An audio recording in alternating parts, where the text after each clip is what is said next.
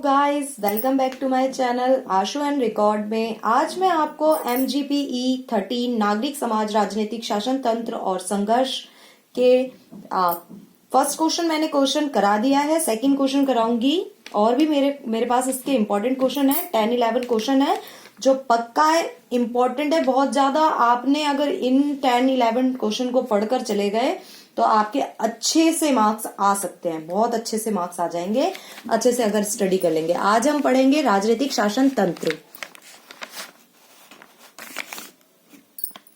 राजनीतिक शासन तंत्र से आप क्या समझते हैं? पहले हम पढ़ेंगे राजनीति क्या होती है। राजनीति दो शब्दों का एक समूह है। राजनीति, राज मतलब शासन और नीति मतलब उचित समय और उचित स्थान पर उचित कार्य करने की कला। विशेष उद्देश्य को प्राप्त करना राजनीति कहलाती है। नागरिक समाज का संबंध सभी प्रकार के राजनीतिक शासनों से है, चाहे वह लोकतंत्र हो, राजतंत्र हो या गणतंत्र हो। अब हम पढ़ेंगे राजनीतिक शासन के निम्नलिखित रूप कि कौन कौन से रूप हैं। फर्स्ट रूप है लोकतंत्र। पहले हम पढ़ेंगे लोकतंत्र के बारे में। लोकतंत्र को एक विधायी रूप माना जाता है।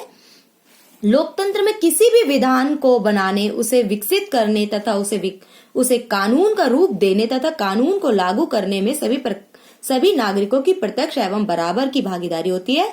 लोकतंत्र में इस बात को सुनिश्चित भी किया जाता है कि कानून के निर्माण में सभी नागरिकों का सहयोग हो तथा सहमति हो। लोकतंत्र में कानून के समक्ष सभी नागरिक एक समान होते हैं। विधायी प्रक्रिया तक भी सभी नागरिकों की पहुंच होती है। लोकतंत्र का अर्थ लोक का मतलब लोगों से और तंत्र का अर्थ शासन से है। लोगों का शासन है। लोकतंत्र में प्रत्येक मत का एक समान मूल्य होता है। यदि कोई व्यक्ति प्रतिनिधि बनना चाहता है तो वह बन सकता है, उस पर किसी भी प्रकार का कोई प्रतिबंध नहीं होता। लोकतंत्र में नागरिकों की स्वतंत्रता की रक्षा के लिए संवैधानिक अधिकार प्रदान किए जाते हैं।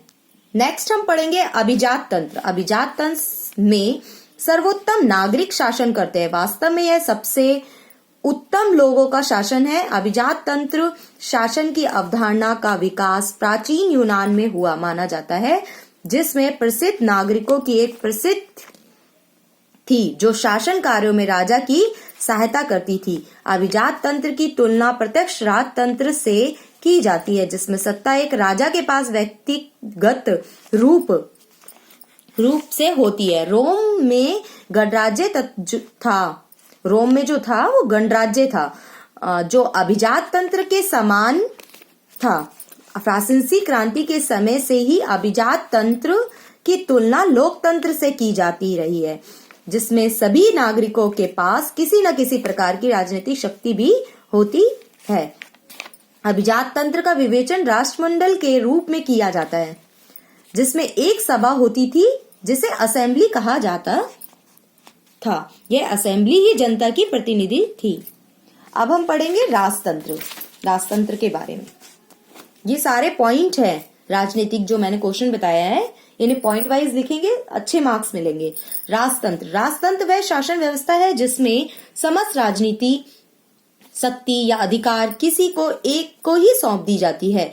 यह व्यक्ति वंशानुगत होता है। इस व्यक्ति को राजा, सम्राट या रानी यदि स्त्री है कहते हैं। राजा अपनी मृत्यु तक या पद त्याग करने तक राजनीति सत्ता पर नियंत्रण रखता है। राजा राज्य के अन्य सभी सदस्यों से पूर्णतः अलग होकर रहता है। राजा का पद वंशानुगत भी हो सकता है तथा राजा को चुना भी जा सकता है। संवैधानिक राजतंत्रों में राजा का पद दिखावटी होता है। वास्तविक शक्ति भी नहीं होती है, यदि होती है तो वो बहुत कम होती है।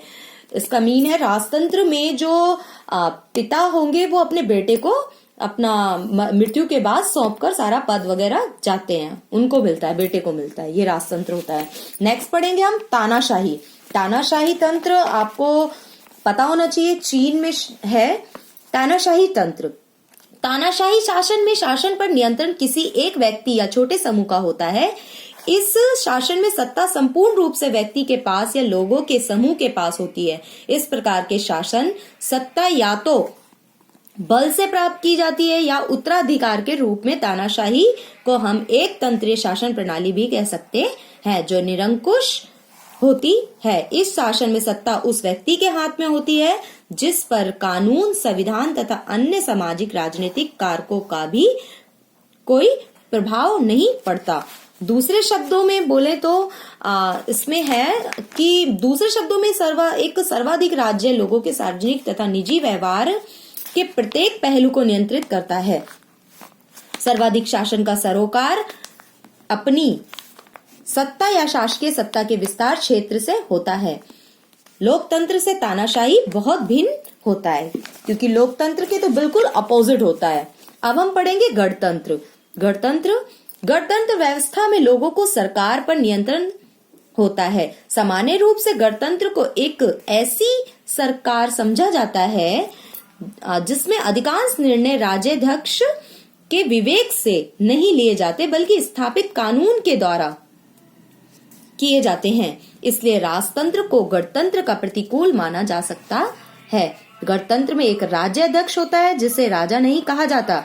कल्याणकारी राज्य वह राज्य होता है जिसमें सरकार नागरिकों के आर्थिक सामाजिक कल्याण को सर्वमुख प्राथमिकता देती है। कल्याणकारी राज्य अफसरों की धन का समान वितरण तथा सार्वजनिक जिम्मेदारी के सिद्धांत पर आधारित है। कल्याणकारी राज्य के क्षेत्र में अनेक प्रकार के आर्थिक और सामाजिक संगठन आते हैं। राजनीति में एक शासन जिसे मूल फ्रेंच वर्तनी एजमी भी कहा जाता है, सरकार का रूप है अथवा नियमों, सांस्कृतिक अथवा सामाजिक मानदंडों का सेट है जो समाज के साथ वार्तालाप करने के लिए एक सरकार अथवा संस्था के संचालन को नियंत्रित करता है। आई होप कि आपको मेरी वीडियो पसंद आई होगी। आप प्लीज लाइक करें, सब्सक्राइब करें आगे ज्यादा से ज्यादा, और मैं अच्छे अच्छे क्वेश्चन आपके लिए लाती रहूंगी। इनको मैं एक ही जगह से नहीं नोट डाउन करती हूँ, मैं इनको बुक से, नेट से, हर जगह से इनकी एक पूरी नोट्स बनाती हूँ। उसके बाद आपके सामने मैं अपनी वीडियो लाती हूँ। प्लीज सब्सक्राइब करें, लाइक करें, शेयर करें और कमेंट भी करें कैसी लगी आपको वीडियो।